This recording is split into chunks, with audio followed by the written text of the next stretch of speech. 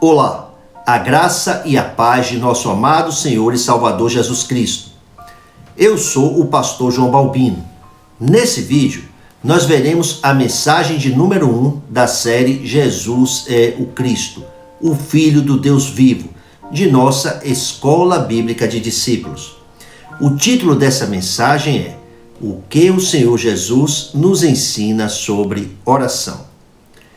Você é nosso convidado especial para estar junto conosco em Igreja Batista Buscando Vidas, para tomar parte no culto congregacional, orar, louvar ao Senhor, receber a palavra do púlpito de nossa amada igreja, se devocionar e receber resposta. As nossas reuniões da Escola Bíblica de Discípulos acontecem aos domingos, às 10 horas da manhã. A Igreja Batista Buscando Vidas fica na entrada da Praia de Buraquinho, na cidade de Lauro de Freitas, na Bahia, a 15 minutinhos do Aeroporto Internacional de Salvador.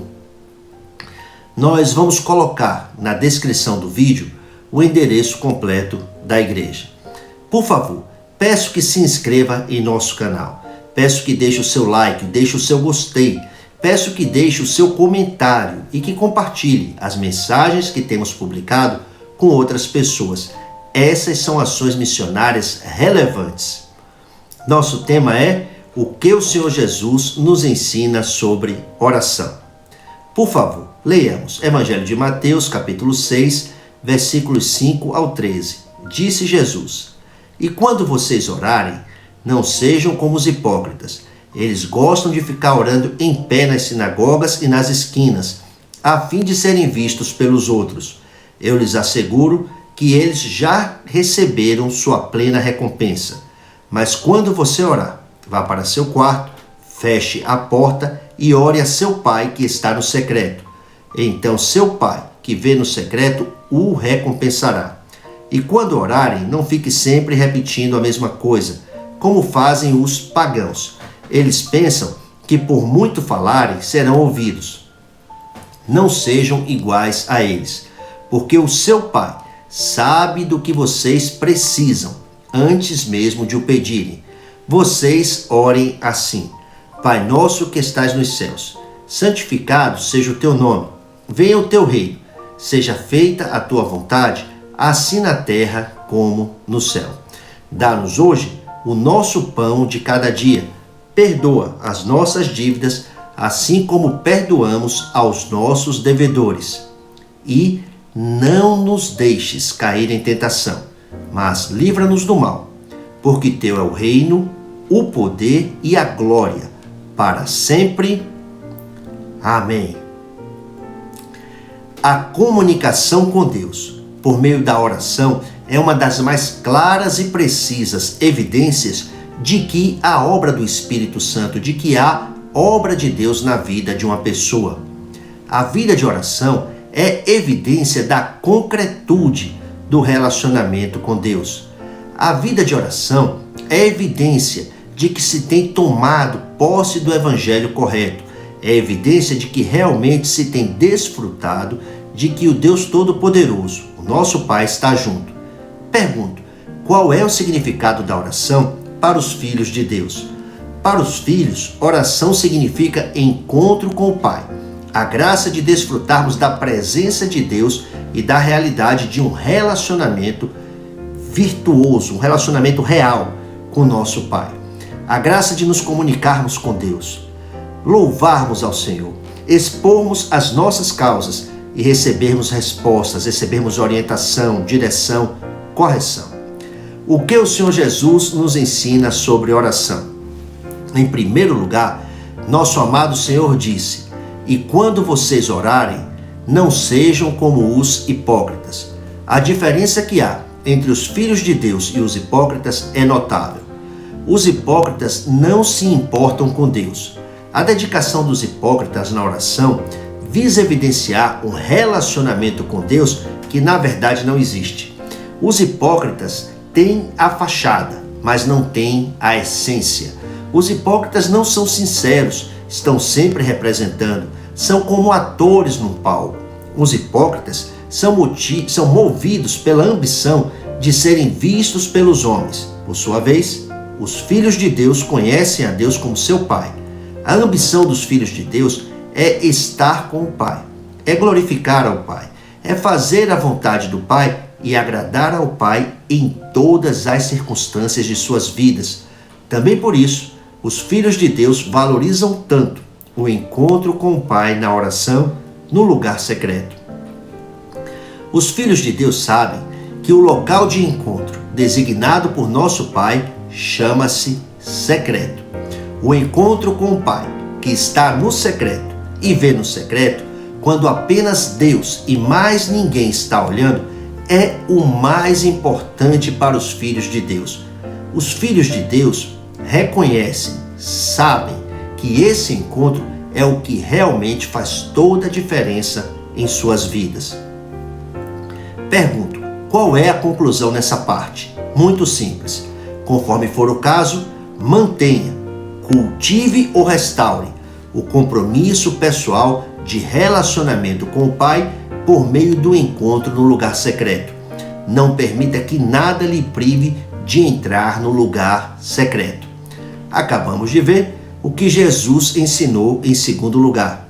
Quando você orar, vá para seu quarto, feche a porta e ore a seu Pai.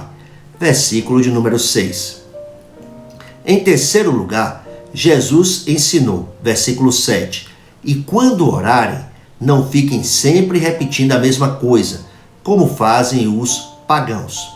Imagine um relacionamento estabelecido por meio de um encontro em que as mesmas palavras, na mesma ordem, hoje, amanhã, depois e sempre, são continuamente repetidas. A pessoa só tem aquilo para falar e nada mais. A versão Almeida, corrigida e revisada fiel, diz: e orando, não useis de vãs repetições. Pergunto, que é uma coisa vã?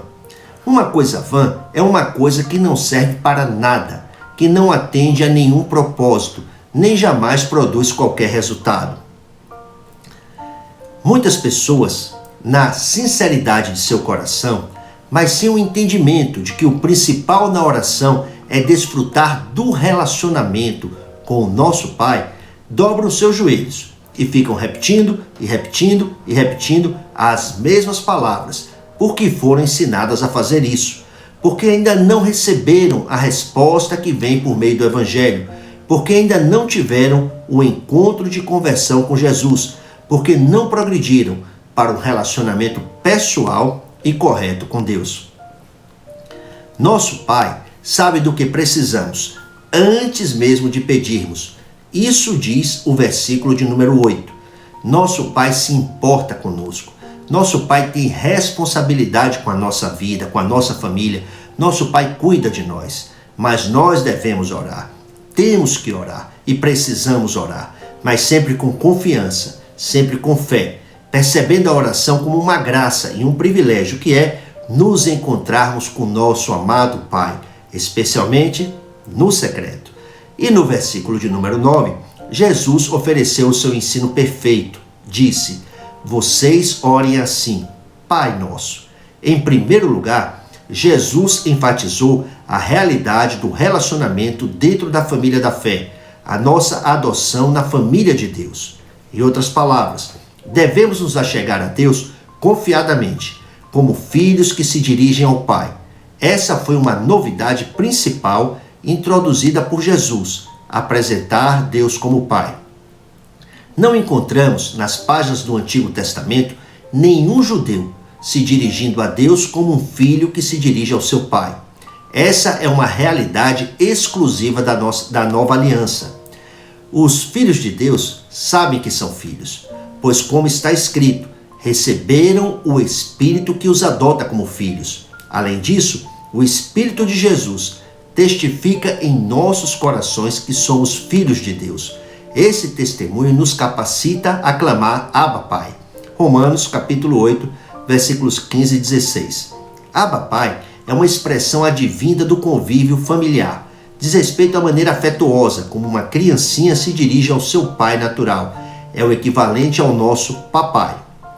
Em 1 de João, capítulo 3, versículo 1, a Bíblia diz: Vejam como é grande o amor que o Pai nos concedeu, que fôssemos chamados filhos de Deus, o que de fato somos. Em seguida, nosso amado Senhor relacionou aquilo que devemos pedir. E o primeiro pedido foi: venha o teu reino. Aquele que pede a vinda do reino de Deus, obviamente, é o que deve buscar, em primeiro lugar, o reino de Deus.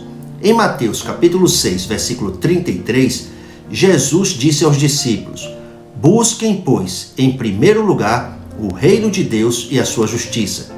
Pergunto: que é um reino? Um reino é a esfera de domínio e de governo de um rei. Graças a Deus, o reino de Deus é vindo sobre a nossa vida. Nós temos recebido a graça do arrependimento, temos recebido a graça de conhecer qual é a vontade de Deus, temos recebido a graça de dobrarmos os nossos joelhos e dobrarmos o nosso querer à vontade de Deus. Deus quer que o seu reino seja expandido na terra. Pergunto: como isso acontece? É muito simples. Acontece por meio da proclamação do Evangelho do Reino de Deus. Acontece por meio de evangelismo e missões. Após ressuscitar, nosso amado Senhor foi ao encontro dos discípulos, declarou ter recebido de seu Pai toda a autoridade no céu e na terra e enviou a sua igreja para fazer discípulos de todas as nações. Mateus, capítulo 28, versículos 18 ao 20. O cerne da oração não é: Pai, dá-me isso, Pai, dá-me aquilo outro, mas o cerne da oração é: Pai, que seja feita a sua vontade, assim na terra como no céu. Em outras palavras, que a vontade de Deus se cumpra, começando com a minha vida. Para que isso aconteça, nós precisamos orar e também tomar a nossa parte na obra de evangelização do mundo. Tomar a nossa parte nas missões mundiais. Como fazemos isso? Especialmente por meio da proclamação do Evangelho, iniciando com a nossa família e abrangendo todos os encontros que tivermos no campo. Deus quer salvar pessoas de todas as nações. Para salvar, o Pai enviou Jesus Cristo para dar continuidade à missão que levou o Filho de Deus a morrer na cruz por nossos pecados. Está a igreja no mundo agora. Precisamos procurar nos certificar ao máximo de que a vontade de Deus tem tomado lugar em nossa vida. Consideremos o ensino das Escrituras na Epístola de Tiago, capítulo 4, versículos 13 ao 15, onde encontramos uma expressa advertência contra o pecado de autossoberania. Leamos: ouçam agora, vocês que dizem, hoje ou amanhã iremos para esta ou aquela cidade, passaremos um ano ali, faremos negócios e ganharemos dinheiro. Vocês nem sabem o que lhes acontecerá amanhã. Que é a sua vida? Vocês são como a neblina que aparece por um pouco de tempo e depois se dissipa. Ao invés disso, deveriam dizer: se o Senhor quiser, viveremos e faremos isto ou aquilo. No texto que acabamos de ler, nos deparamos com palavras que denotam uma mentalidade muito longe de Deus. Uma mentalidade meramente carnal, mercantilista e gananciosa. Que grande pobreza, quando a vida de uma pessoa é regulada pela ambição egoísta de fazer negócios e ganhar dinheiro. As palavras de Tiago, capítulo 4, 13 ao 15, são uma clara advertência contra a atitude errada de pessoas que se encontram presas no pecado de sempre, que é o pecado de autossoberania. Há pessoas que fazem os seus planos apenas pensando em si, que determinam a cidade para onde partirão, determinam o dia da partida, que calculam ter em mãos um negócio 5 estrelas, ao ponto de preverem que no período de um ano, fazendo negócios, já vão estar ganhando dinheiro suficiente.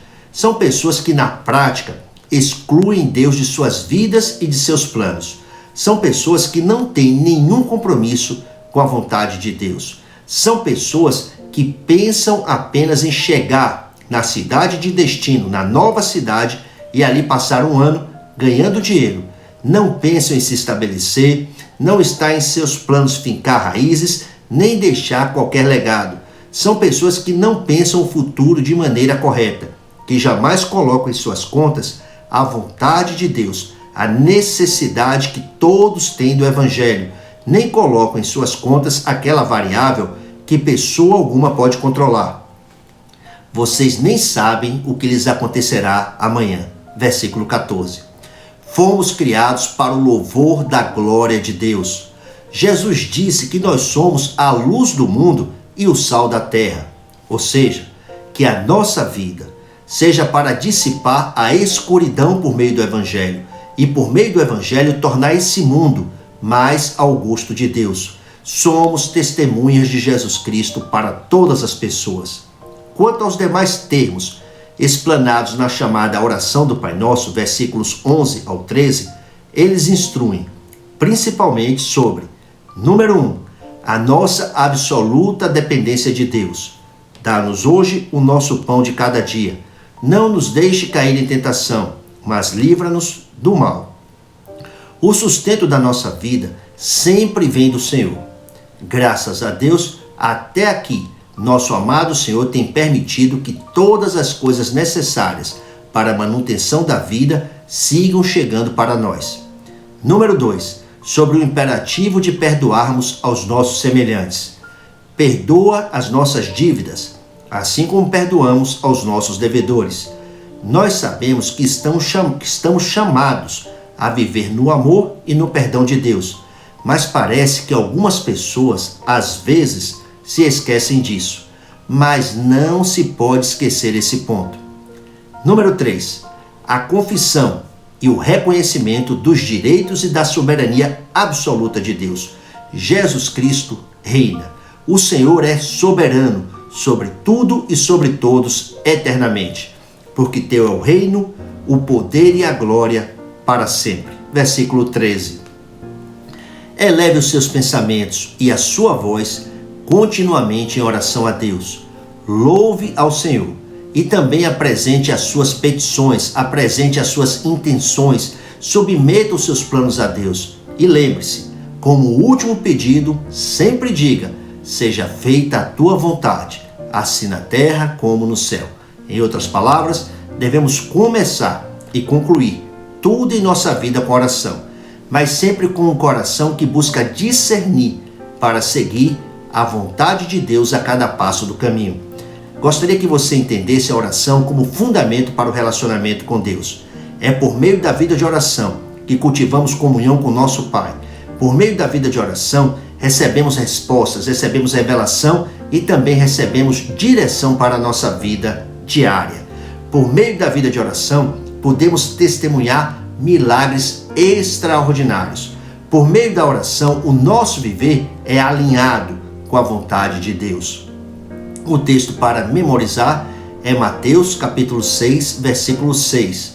Mas quando você orar, vá para seu quarto, feche a porta e ore a seu pai que está no secreto. Então, seu pai que vê no secreto o recompensará. Oremos. Pai, te amo, te louvo e te agradeço. A minha oração é que a vontade do Senhor, a sua vontade boa, agradável e perfeita, tenha livre curso na minha vida. Pai, que eu possa proclamar o Evangelho da graça de Deus com unção, com profundidade, e que por meio de minha vida, vidas sejam salvas. Eu oro em nome do Senhor Jesus Cristo. Amém. Graças a Deus.